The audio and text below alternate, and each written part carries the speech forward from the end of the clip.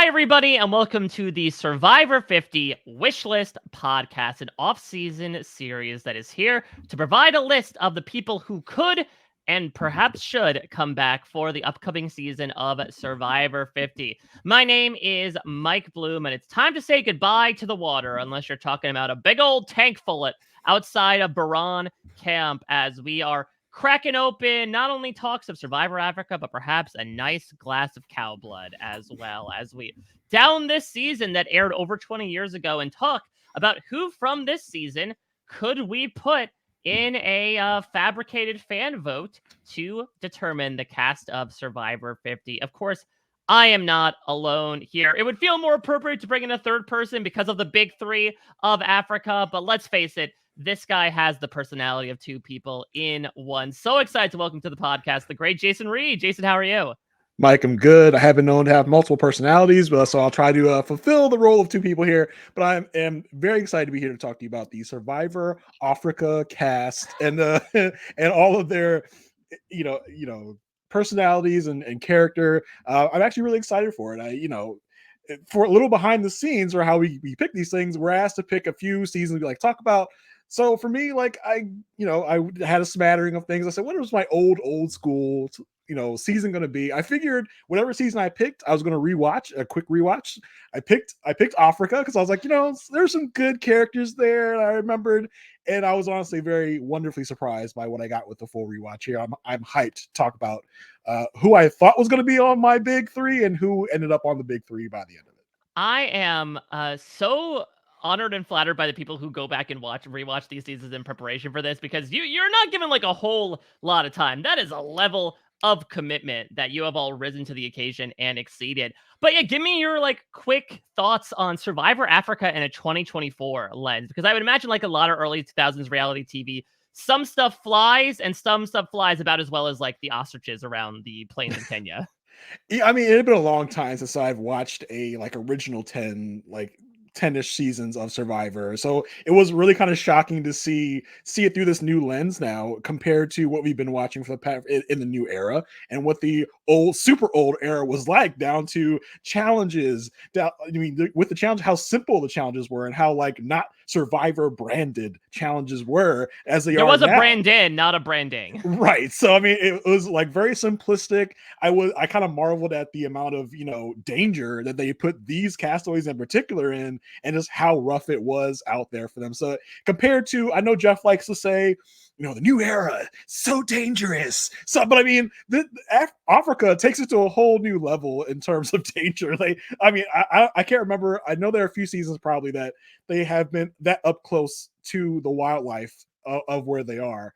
So that really kind of had me very interested in the season and really remembering on how different it was from nowadays. Yeah, so from a survival perspective, I think Africa is probably most well remembered as probably one of the toughest seasons out there. One of the only countries, or really only seasons take place in a country that did not have, a source of water nearby, which when the heat is there, it's very tough to find that respite. And they were just kind of stranded out there in Kenya. And not only did they have to keep to themselves, they had to keep to themselves within a confined area because, to your point, their shelters were constructed within this boma that the natives had constructed, this giant practical circle around them to keep out the predators. And of course, leads to that pretty damn scary but epic moment, to your point earlier, where they're looking out at night and they see a lion on the horizon. And Jason, there might have been a fair shot in a different world where Survivor Africa does not end well. Survivor Africa might have been the end of Survivor. Yeah. If the tribe gets eaten by the wildlife they're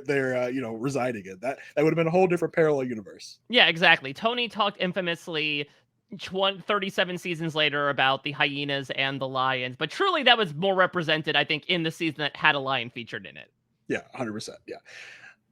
So the grand experiment that we're doing today, just to reintroduce the concept, is, of course, every weekday I am coming to you with a member of the RHAP community, and we are breaking down a season of Survivor under a very specific lens. Of course, Jeff Probst has announced, confirmed, season 50 will be all returnees. And we're trying to figure out who from the past, at this point, 46 seasons, do we think should be in contention, no matter what the theme, for a returnee season in 50. And so what we're going to do is that Jason and I are going to talk through the cast today, talk about who could come back from a production perspective or a willingness perspective, who should come back if there are any players that we feel like have kind of been left by the wayside, perhaps over the past many years since Survivor Africa has aired. At the end of the day, our goal is to come forward with some sort of short list, 1 to a few contestants that we want to put at the end in a big fan vote. After we've done 46 of these, we're going to open it up to everybody. We're all going to open the BOMA up for the wildlife that is the internet to truly feast upon these people in a manner of speaking and vote in their cast of 20 that would be an ideal version of Survivor 50. Of course, do not miss a second of this. Go to robhasawebsite.com/survivor feed to get access to all of our Survivor podcasts. This will be dropping in your podcast feeds at 6 a.m. Eastern on Monday mornings, and also Tuesday, Wednesday, Thursday, Friday mornings as well. I don't know why I started with Monday morning. And also at 10 a.m. Eastern, the video version of these podcasts will be available at robhasawebsite.com/YouTube. Jason, anything else you want to put out there, or should we, much like the first challenge of Africa, get this rolling out? Let's go. Let's get it rolling. Let's crush some of these people with our thoughts and opinions like that big boulder. Yeah, I was gonna say we had the big boulder. We also had the wagons, I believe, right? The Chariots of Fire was the first one. Yeah, which had I remember a very memorable image of like Ethan flopping around. Yeah, multiple times. It was quite. I mean, talk about the danger like associated with this season. Like they almost killed their survivors in many different ways through not just the wildlife but through the challenges as well. It is pretty nostalgic. Where obviously being in Fiji, you have a certain course that they want to operate in from a production camera operating perspective. In Survivor Africa, it was pretty much like there's land all around us. You could go in this general direction, but I feel like the Boulder Challenge especially, like they went probably miles upon miles. So much change in topography. Yeah, just unwieldy. Like I don't know how they got that past the insurance brokers that was insuring the show.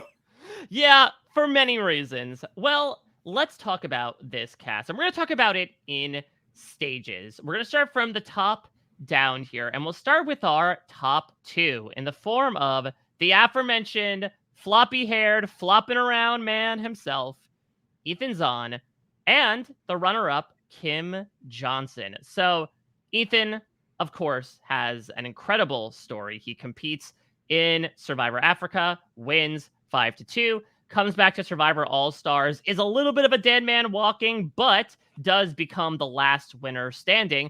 And Dead Man Walking takes on a whole new meaning when, of course, Ethan has an entire journey with being diagnosed with cancer and the several treatments he had had in the intervening years. And then, as the advertisement so eloquently said, Survivor saved his life. Now he's back. Ethan returned, had the longest period between seasons in Survivor history, tied with Amber, comes back for season 40, Winners at War. Does it go well? Not necessarily. He has a rough go at it. I would say, despite, again, the toughness of the elements of Africa, I think maybe the toughest thing Ethan has to do in all 3 of his seasons, besides being on a season with his ex-girlfriend, Jenna Lewis, is probably him having to do this log challenge that, from our perspective, like, nearly killed him.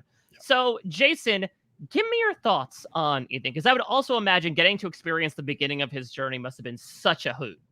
Yeah, it was interesting. I mean, I think Ethan would be on a short list of, best people to have ever played the game of Survivor in terms of, personality, attitude, all that. Like one of the nicest guys to play Survivor, probably you would say. Now, I will say in Ethan's 3-season arc and journey, I feel like by the end of it, honestly, I feel like we have a complete story for Ethan. In season 40, it was he came back from cancer. Can his body hold up? Can he get through the rigors of Edge of Extinction, not alone just a regular Survivor game? And then we do see the journey of getting the 20 logs on Edge of Extinction and the toll that took, how he persevered through that. Mm-hmm. So, and I will say this, watching Survivor Africa, Ethan, great guy. But gameplay wise, it's like there's not really much there, to be honest, especially in Survivor Africa. And from what I remember of All Stars and Winners at War, just nothing really stands out to me for a reason for me to be like, I can't wait to see Ethan again. Now, if he hadn't been on 40, I think he would be a lock for 50 because we want to see that post-cancer journey to see what he went through and to see how he's going to hold up. But we got that in 40. And I feel like that's a great actual closed loop for Ethan and Survivor. So, I mean, I'm not, hyped. I wouldn't be hyped to see Ethan on Survivor 50 because I feel like we got a whole story for him already. I agree. And it's tough to say because I think, especially prior to 40, if you were to ask me, like, who are in our hyper polarized environment, like, the highest approval rated survivors across 40 seasons, I would say it would be a neck and neck between Ethan and Suri. Where Yeah, Ethan, it cannot be stated enough how important his win was. Where obviously Richard Hatch, especially in 2000s, quite despised as the winner of Survivor Borneo. The fans were all on Pagong. They felt the Toggies were the bad guys for their evil alliance. And even Survivor the Australian Outback, they were rooting for Elizabeth and they were rooting for Roger and they were even rooting for Colby, especially where I don't think any of them were necessarily blanching at the idea that Tina won, but it wasn't necessarily this big popular support.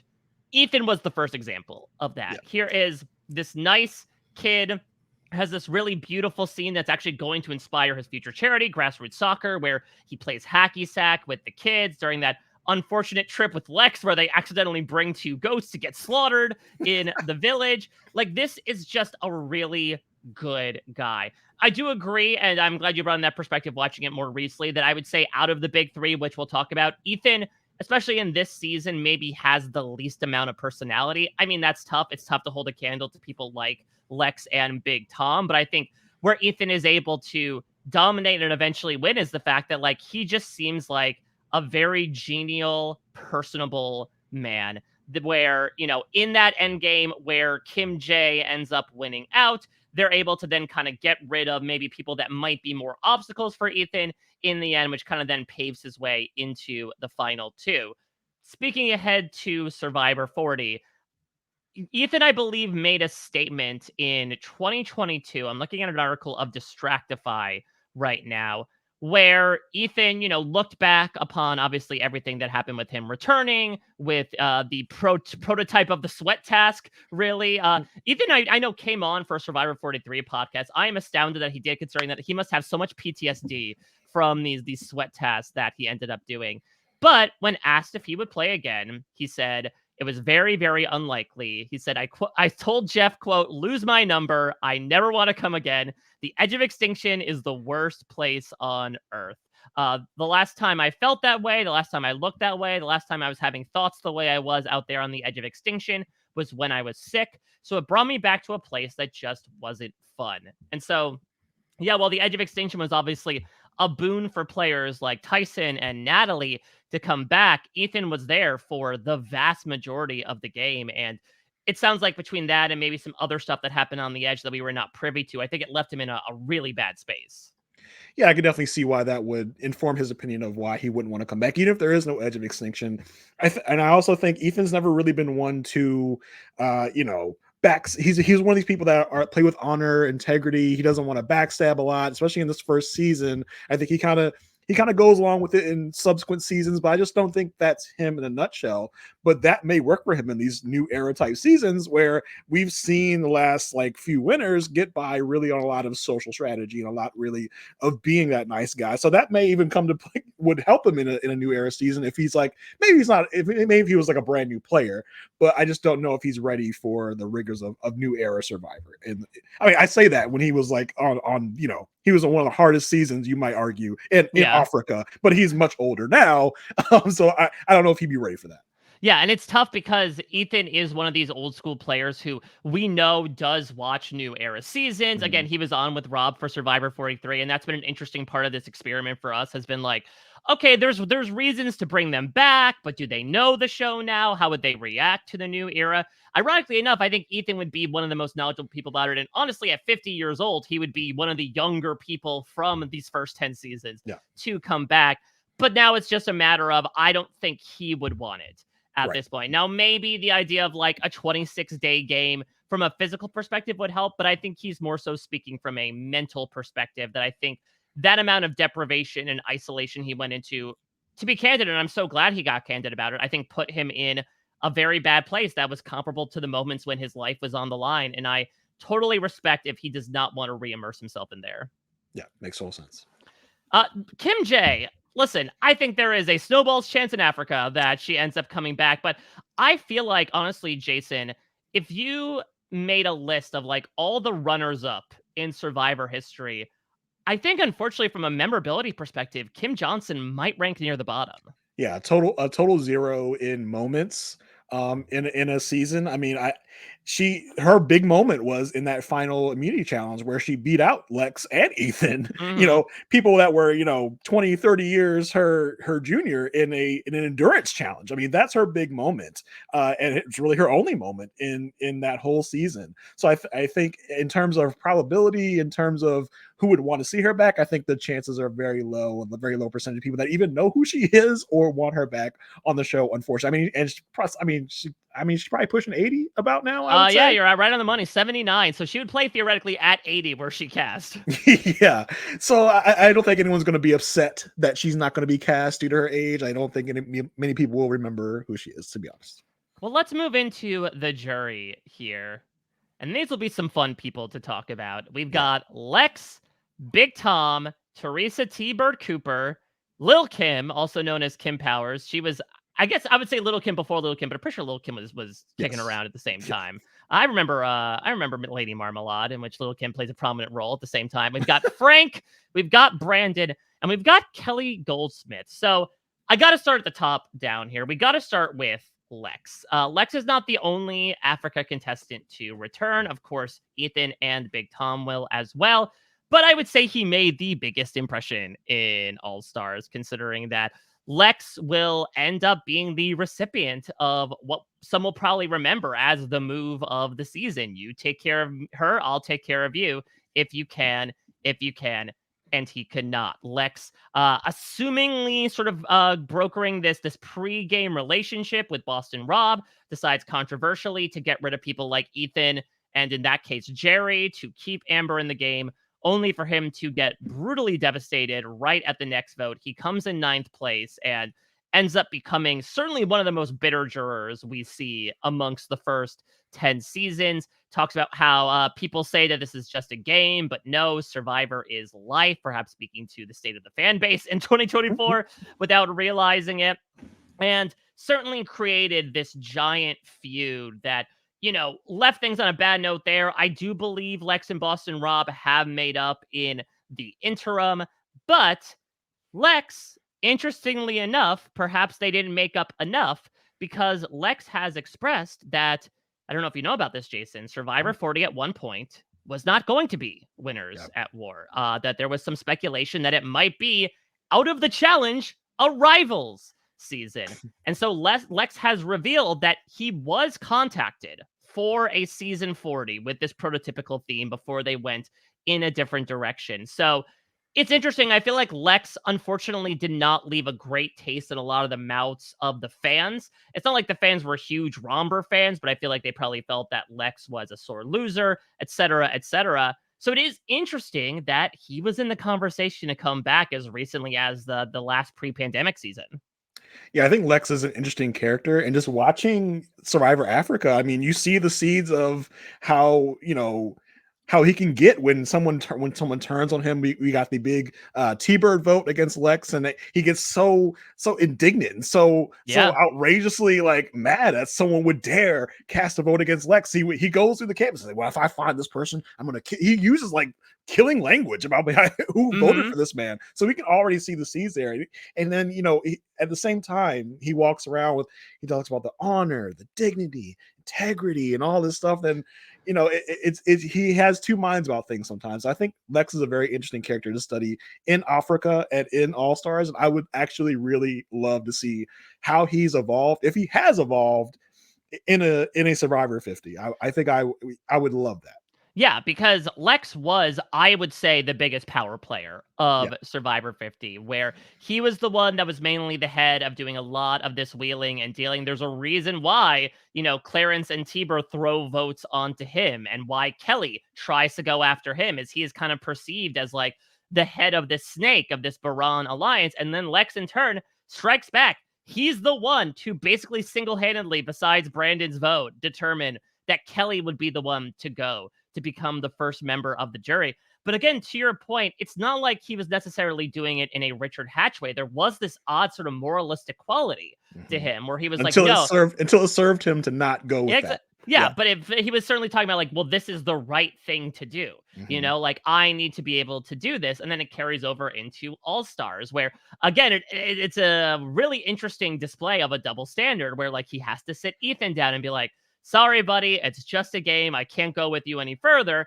And then when Ross and Rob does the exact same thing to him a couple rounds later, obviously there are different circumstances, but Lex does not respond kindly to it, and so I can understand on the one hand it might be frustrating. On the other hand, it's those enigmatic pieces of the human psyche that make me eternally fascinated Yeah. with this show. And to your point, to see Lex more than, 2 decades removed from probably the worst time in his life, giving him that sort of rear view perspective on things, I would be really intrigued to see how he would view a game like Survivor. I mean, especially if you have to imagine that Boston Rob is going to be in the mix for Survivor 50. If Lex and Rob are on the same island again, I think for old school fans that would just blow up their minds. It's like thinking these two are going to be back on the same island again, and we'll see how their relationship has gone in the subsequent 20 years, how they have mended fences if they have. I think that would just really touch a lot of old school fans that remember this bitter rivalry that these two guys had. Yeah, also should be noted, he does watch the show. I don't remember if he watches any of the new era, but I actually had interviewed him. I did a series because Survivor 40 didn't do exit press. I did a series instead where I talked with someone from the season of the person who got voted out to give their Yeah. thoughts about things, sort of like what Rob did. And I talked with Lex about the premiere. I talked about Amber's boot, actually, who is someone that he ended up giving $1 million to. So Lex is certainly someone who I think has caught up enough with the fan base. I know he's very active with the fans in particular, even if he doesn't watch the show. So he's not necessarily someone that's just kind of out of it. Perhaps like the next person we're going to talk about, which is Lex's partner in crime here, who they shared a beautiful hot air balloon and wildebeest viewing session with. Big Tom Buchanan. Definitely one of the biggest characters. I would argue one of the funniest characters of the pre All Stars era. Of course, he's a Jew. He won't eat the ham is emblazoned in all of our memories, at least for me, every time I see a breakfast spread. But also, like Lex, someone who did not leave the best impression at the end of All Stars. Does the infamous move where he gets up to shake Boston Rob's hand and gives him the psych, don't call me stupid, stupid. And certainly was someone that felt incredibly angry at being betrayed by Boston Rob at the final five. Jason, what do we think Tom's chances are of coming back as compared to Lex? Listen, Big Tom in Africa was certainly a character. I don't think a character that would mesh very well in the Mm, new age of Survivor for many reasons, for many of his antics, many of the things that he would say. I think in one of the final tribal councils he was at, he mentioned something about like, I'm an old man and I don't change what I do. I say what I say and I'll never change. I said, well, Tom, that's probably why he'll never be on Survivor ever again, because the things that he was saying and doing, especially in Africa, would definitely not fly today. So I think that would probably nix his chances yep. for a Survivor 50. I would say a lot of Tom's answers were very fun and very lively. He definitely brought the comedic relief for this season 100%. But some of the other things, like he's showering the girls and taking looks down their bathing suits, I just don't think is a new era game thing that would be appreciated. Yeah, listen, there are certain contestants that would be not put on this list because of certain liability. I think Tom is kind of a different liability in that, like, Yeah, you don't want to make headlines for something that Big Tom might do or might say. And then the other side would be purpling Big Tom, which is like, well, why do you bring this guy on? And to right. purple him because he's such a soundbite machine. Still ask maybe one of the most WTF jury questions alongside Natalie Bolton of like, if a hyena walks into camp and eats our food and licks his ass, was it to get the taste out of his mouth? Like, that was Big Tom in a nutshell. That being said, very much a hallmark of the first 8 seasons. I am more than happy to just kind of leave him there. He sort of seems to leave Survivor behind as well. I know Lex is commonly in contact with him, but it also doesn't seem like Tom is in any rush to come back anytime soon.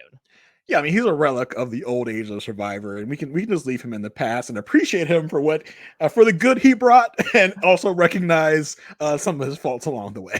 Well, look, throughout this process, especially in these first few seasons, I have been citing the answers of would they want to come back. due to the podcast that this next person brought Mm, along here, we gotta talk about T-Bird, Teresa Cooper, who is just such an absolute joy. yeah. Has been from the very first time she stepped into Kenya with that Atlanta Braves hat on, through the time when she was voted out in 5th place. So it's no surprise to say, when T Bird was asked in her quarantine questionnaire as to whether she would come back, she replied, and this was in the written word, but I'll try to do it in my best impression: Dalton, would I play again if asked? Well, there are so many things to consider. It would depend on what is going on in my life at the time. If the stars were all aligned, will my family be supportive? Could I get the time off from work? What I mean is absolutely 100%. Color me in. Show me the door. I'm all in. My bags are packed. You're never too old to believe in magic, fairy tales, dreams, or another chance on the island. So Did T-Bird enter the studio? Is she behind you, Mike? exactly. Is T-Bird in the room with us right now? Yeah. Because yeah, I could understand, and maybe we will get to this with a certain Survivor Panama contestant that, of course, T-Bird was in the running to be voted on in Survivor Second Chances, and perhaps as a progenitor for us to not really trust in the voting public of Americans, she was not voted onto this season. And she had every right, I think, to be like, you know what, screw that. That was my only chance back. I'm sort of done with the show. But if anything, it's emboldened her further, including getting behind the microphone and really spearheading a lot of these initiatives to bring some of these older players back onto podcasts that we have not heard from in a long time. Yeah, I am a huge T-Bird fan. Talking with T-Bird is one of my favorite things that RHAP has ever done, Mm-hmm. because just getting these perspectives from the older generation of Survivor has been such a treat, and how they view their game, looking back on it, has been such a fun process to see and go through. So, I mean, T-Bird is a big win for me, and just her personality, her charm. And on Survivor Africa, she was one of the only people that were really kind of strategizing, trying to work her Mm-hmm. way out of the bottom. She wasn't very successful in most of it, but with her charm, she was the last Samburu person to be out, to be voted off. Yeah. So it worked in a way. But I just think she was one of the ones that was actually playing, that was trying to flip votes, and which honestly surprised me looking back on it, because I didn't remember how much she was playing. She played like a new era contestant in the old era. So I mean, Yeah. I think T-Bird is ripe for a new era game. She's social. If she still got some of that, she held her arm up for 6 hours back in the Mm-hmm. day, and would smoke some of these new kids in these new 20-minute endurance challenges. So I think T-Bird would be a great representative from this season to be on 50. Yeah, not to mention every time she comes up to Talking with T-Bird, she's obviously watching the modern seasons. Yeah. She will come on talking about the things that she last mentioned. I think that T-Bird is just such a beam of joy Yeah. and light that honestly I would want to depend on. We talk about the social game and like how sometimes being that class clown certainly helps in those gloomy moments. Like, you need to bottle T-Bird. They shouldn't Mhm. be negotiating for rice. They should be negotiating for a sit down with T-Bird to just lift you up in your life. She could introduce you in the gallant way that she does. She could come up with a song about it. T-Bird is just someone who brings a lot of light. And to your point, I mean, it's such a like a nothing burger, I think, in comparison to nowadays. But we have to think about the fact that T-Bird goes through with her promise with Clarence, votes for Lex at the final 10, and doesn't tell anybody else Yeah, about she it. can keep us. The girl can keep a secret. If she got an Yeah. idol, she's not going to tell you. Then that's the thing, is that like you could say, oh yeah, that's nothing in Survivor. We have kind of walked around full circle though, where in 46 people are like, well, by the way, I voted incorrectly. Sorry, everybody. Yeah. T-Bird was able to keep her mouth shut and actually shunt, everything onto Kelly, which helped kind of even things up from a Samburu Baran perspective before things went awry. And then Mike leveraged the information to try and get Big Tom out later. Like, Mm-hmm. hey, by the way, Lex, I was the one that voted for you, but you know why I did that? Because your boy Big Tom said not to trust you. She used that info to try and get someone else voted out over her. That is, if that's not a new era type of move, I don't know what is. I mean, Rob and Shannon were talking about mother versus mom. Yeah. T-Bird is the mother of all mothers. She is Ooh. she is a grandmother. Okay, T-Bird is my number one pick to come back for Survivor 50 Wow. Oh, number one overall. overall. I mean, Wow. well, for this season, Michael. For Oh, this okay, I was season. gonna say, like, Jason, good lord. For this season. Let's not get too crazy. Should everyone be watching Survivor Africa that just fall in love with T-Bird all over again? No, I mean, listen, not to put the cart before the Ethan too much, but I think she is number one with a bullet from this season to bring back. Not even the fact that again she could bring this sociability that clearly is reflected on these incredibly creative hype videos she makes for Talking with T-Bird episodes. Yes. Like, you don't think she can make up advantages and places to hide idols? Look what she does when putting together a promo. Just hire her, CBS, to do the marketing. She could do the promos for your season, but she watches the new era seasons. I think she could also be in a really interesting place from like a possible winner candidate perspective, because obviously she's incredibly well connected to any old school players that would come back as Well, well. not Like, even new school, but she's connected with the new era as well. She goes out to viewing parties. yeah, she goes to the Ron Clark Academy, which has kind Yeah. of become this like hub where all these new era casts gather for many reunions. So I think she'd be a very well connected and very well protected person out there in Survivor 50. Yeah, and perhaps most importantly, production showed interest in her as recently Right. as, like, with the exception of Game Changers, the last time they were bringing back non-winners. Yeah. So I really hope that they don't take this as a sign of, well, they didn't vote T-Bird and we're not going to bring him through, because come on, you got Brad Culpepper and Troy Zan onto Game Changers. I think you could bring T-Bird back for 50. Yeah, 100%. It must be done. It's got to be done. That's yeah, for 100%. The only other person I really want to focus on in this jury group is someone who I think if you were to ask us for a second chances, even who could stand a chance of possibly making a return appearance, it would be this person, which is Kelly Goldsmith. And so she is somebody who was sort of this younger, snarkier type, not exactly the America's sweetheart in the mold of someone like a Colleen or an Elizabeth. I think that was more of a Kim Powers type of thing. Of course, she is someone who gets backstabbed by Lex and the Baran Alliance. She tries to take Greg's pick a number question and amplify it to the nth degree of pick a number, but also there is a trick answer to this, because you should know my favorite movie is The Graduate. I believe she was in the running for All Stars at a certain part of time. I think she was sort of in that Amber mold, should Amber have said no. But especially this watch through, Jason, any thoughts about Kelly? Oh, to be honest, I didn't get much from Kelly until after she was voted out. When she was Mhm. on the jury asking her questions, her snarkiness in that way. Yeah, she had some snarky moments in the confessionals inside of the season, but I didn't really get a lot of shine from Kelly in inside of the season. But I would definitely like to see what she does coming back on Survivor for a second chance, to see, because she's a very smart person. I'd love to see how she would navigate the new era of the game as well. Yeah, I mean, it's tough because I do believe that actually Kelly worked in casting a Yeah, little bit I did. after she was on her season, which, look, was a long, long time ago. I'm reading up now that like she cast 5 people on Survivor Vanuatu. That shows really the thumbprint that she had on the game. So it's not exactly the fact that she has Jesse Tannenbaum's number or anything, but the show could see that as maybe being a bit too inside. Kelly also Mhm. has had like a very successful Yeah. career afterwards. Like, girl hosted a TED Talk. I don't know how Yeah. many Survivor contestants can say that besides maybe Ted from Survivor Thailand. Yeah, I mean, she's a professor now. I mean, why would she have time for Little Survivor? But I like I said, she's a smart one. I think I would be interested to see. She's in the middle of the pack for me as far as who I Mhm. want to come back. I think it would be interesting, but I'm not dying to see her again. Any spare thoughts about Kim, Frank, or Brandon, the other Samburus? Kim Powers, man, her boot episode, they didn't even pay any attention to her at all. They faked this out with it's either T Bird or Lex, and then it was just Kim Powers and just a womp womp like Mhm. elimination.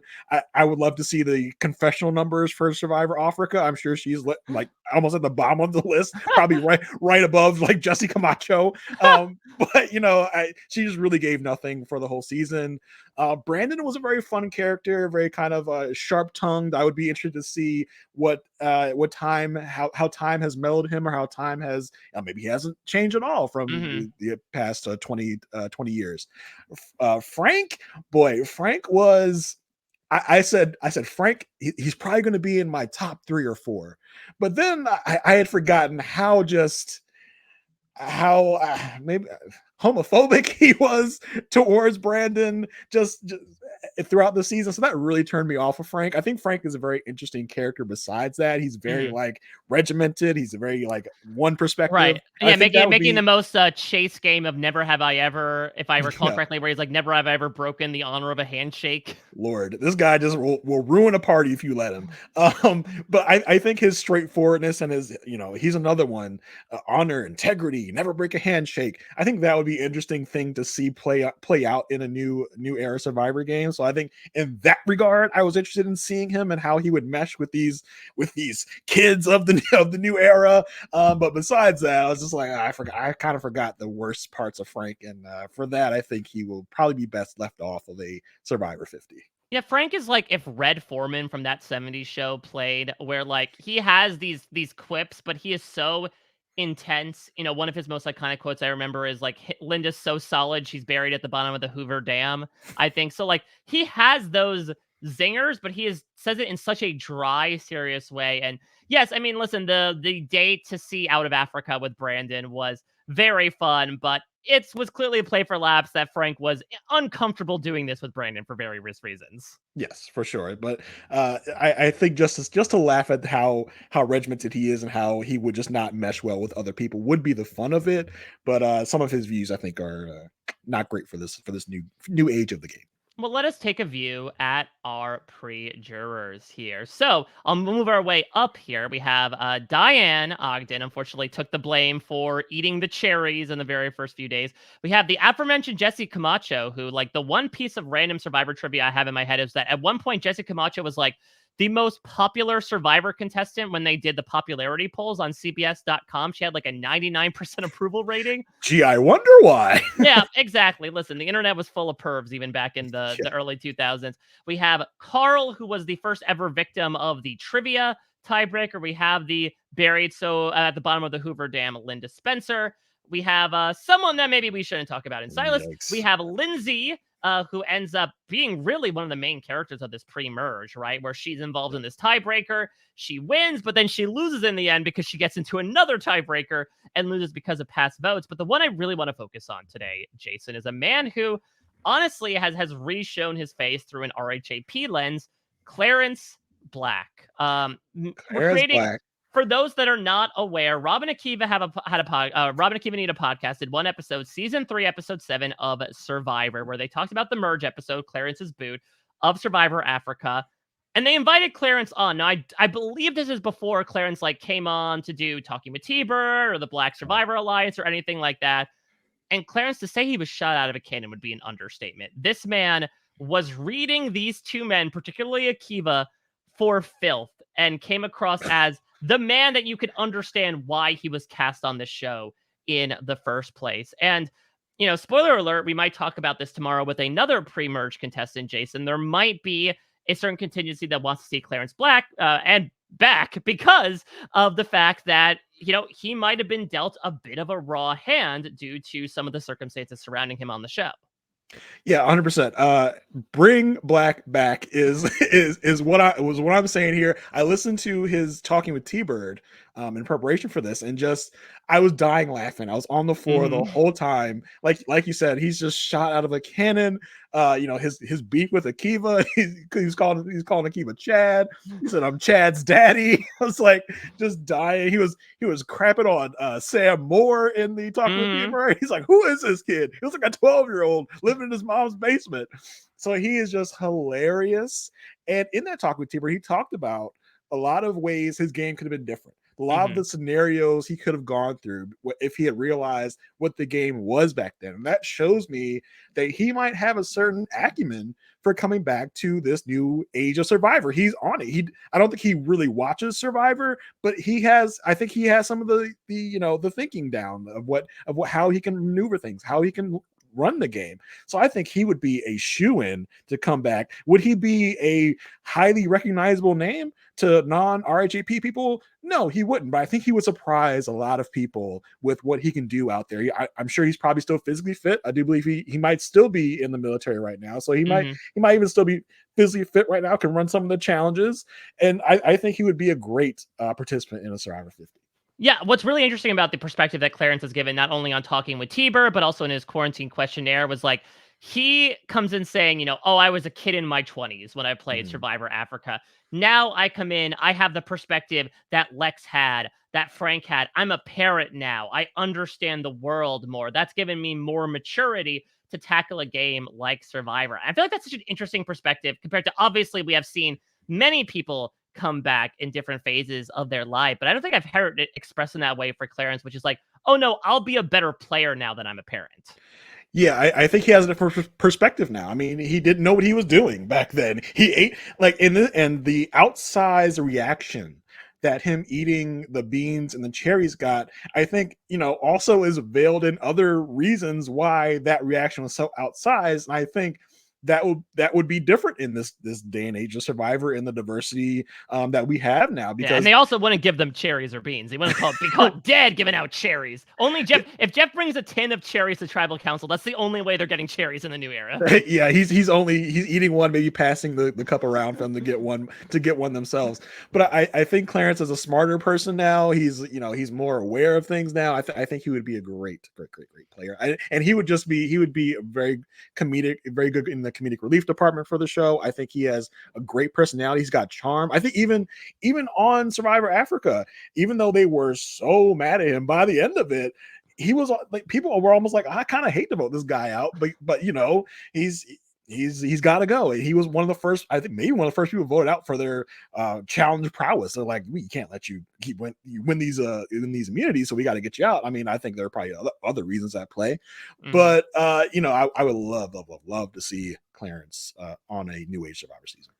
All right, Jason, perhaps the cherry on top of Mm. this metaphoric Sunday of a podcast is we've gone through the cast. It is now our job to determine a short list of candidates that should be pushed forward to this fan vote. Now, I don't think there's going to be a lot of discrepancy here, but why don't you give me your first name?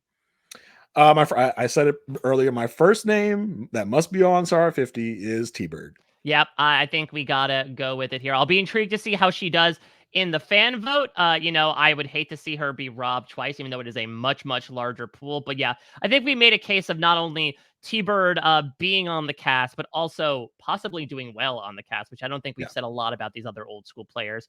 I'll put forward a second name that I think you would agree on as well. Turn the key on would be Lex. I Yes. think he's somebody who similarly is a kind of a confounding player, but I think has a bit of that modern lens that he's at least been watching the show through, and I think would be someone that would be really interesting to check in on and see back for the first time in a very, very long time with maybe a new lens of looking at Survivor in general.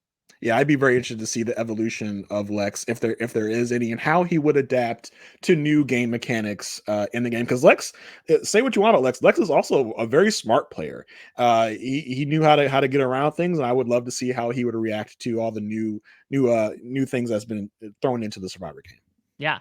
All right. So I think the main question, honestly, and feel free to dispute it if there's anyone else you have in mind, is do we put Clarence on the list or not? You talked about a lot of like unfulfilled potential. And I think Clarence would sort of be in the category of not necessarily a lot of the other players that we put in. I mean, we did put Gretchen in for Borneo. I think she would be kind of the closest comparison, right? Another merge boot who like had appeal. I think Clarence has a little bit less of that sort of renown to his name, considering that Gretchen was the first merge boot, had the potential to go far and win, etc. But this is also a wish list. And I think we're allowed to also maybe bend the rules a little bit of if there are players that, listen, most likely wouldn't get cast on a realistic Survivor 50, but we want to see in the fan vote. I think we have the clearance to do that as well. And the clearance, perhaps. Yeah, the clearance and the clearance. Yeah, I put clearance on there for me 100%. And listen, for both Clarence and Tiber, I think they get the RHAP bump here Yeah. in terms of how we've interacted with them since their season. I think someone just having watched Survivor Africa and not knowing anything else about Clarence may not think to put Clarence on the Survivor 50, but I think us knowing more of the person that Clarence is and getting more of insight into who he is and how he would play differently, I think he's definitely a shoe in for me for Survivor 50. Yeah, and look, people have their various criteria of determining a cast. Some people might want all legends. Some might want like new era players versus old era players that haven't returned. Yet some might want like a second chances. So listen, I would say that not everyone we vote through is going to suit everyone's tastes of what would make a Survivor 50 cast. That being said, don't vote for them. if you Yeah. feel like they might not be in the Survivor 50 cast. We're kind of casting a bit of the net wide here with this. If I think bringing in one person that I think could be considered for like a big names legends season, despite the fact that he hasn't played in 32 seasons, someone that would be considered for like a second chances season, and then someone that I think would be in the same realm, albeit maybe a bit more out of orbit of here's someone that you may not necessarily remember, but has the capacity to do something if they come back. Yeah, I think that these three people that we have on our short list here are would be social players. I think. I don't know. I think they've all shown that they can have charming. I mean, Lex. I remember when listening to all the talking with T-Birds as they were going on, like almost every survivor when they ask you like who do you talk to, like who are you friends with, Lex is on everyone's list. Oh, I Yeah. love Lex. Lex is like my family now. So Lex definitely has social appeal and can and has charm and has personality. So I think Lex. I think all three of these people would be dark horses to take a season if they were back on. All right. One more category I want to bring in, Jason. Let's talk about wild cards because listen, there's a lot of reality shows out there that are not Survivor but still tend to cast Survivor contestants. Things like The Traders, The Challenge, The GOAT, assuming like a lot of stuff down the pike. Is there anyone who we didn't put on the short list from this cast of Survivor Africa that you would want to see on one of those ancillary shows? Put Frank on RuPaul's Drag Race. Oh my god, as a makeover? Yeah, make him wear a shot collar to make him do all the tasks and all the things he would have to do. Again, I think he would represent that old school era of Drag Race where I'm not sure how much you know about your history, but there was a challenge where they had to like make over very hesitant men. And I remember one getting in like a fight with Chad Michaels over being clearly very homophobic and being forced to do this. So if Frank could be made, if he could be turned into like a Rudy Bosch warmed over type by the end of it, maybe that would be it. I think Ethan on the Traders would be interesting. I only think it in my head because he was actually on a Traders feedback show with Rob and Puya earlier this year. So like it's something that I think he'd be interested in doing. And I think also, I didn't mention this before with Ethan, I do think he has the capacity to like create some snarky TV. Honestly, the most entertaining Ethan was in the All-Stars where he just like knew he was screwed and didn't give a shit. Like when he like basically sassed out Jenna for the infamous matchmaking challenge. But he's like, Jenna, why don't you just turn around your box and have everyone see it? Like, I kind of like snarky Ethan. And I do feel like an Ethan who keeps getting fooled by the Traders and voting out faithfuls might be in that area as well. Yeah, Ethan would be one of I know it's this person. It's gotta be like and just be wrong every single time. Well, Jason, this was such a great time. We now have 3 more people to add into the fray. And tomorrow, we're doing it all again as we are heading back to the beach. We're looking at the ocean again, as well as the 16 castaways of Survivor Marquesas. Jason, I'll give you a little bit of a preview here. Who are some people that you would personally put on your short list for Marquesas? From Marquesas, I think my no brainers are probably Sean and V. Sean is, much like I think who you were alluding to earlier when we're talking about Clarence may have been someone that wasn't given that fair of a shot. I think I'd love to see what he would do on a new era season. V, who we as we heard talk about in different conversations that she's had on RHAP, was really kind of bummed out that she didn't get to go on Survivor 40 to show us what she can do. I think that would be very interesting to see how she might change her game, how she might how she might fit in with the new era. I think maybe John Carroll would be interesting to see how he would how he would play now. All right, so we're going to review those names and much more as Chantel Francis joins me to recap Survivor Marquesas and pick the names for the wish list. Otherwise, Jason, this was such a great time. Thank you for your dedication in rewatching all of Survivor Africa. It was a pleasure. I look forward to rewatching seasons. So I was like, what season would I want to rewatch, and maybe that I hadn't seen in a long time. So it was really a pleasure for me too. I mean, this Africa wasn't really like a gameplay driven season, but I think it was a very character driven season, which is a great thing for this task that we're doing here. All right, anything you'd like to plug in terms of social media for the listeners out there?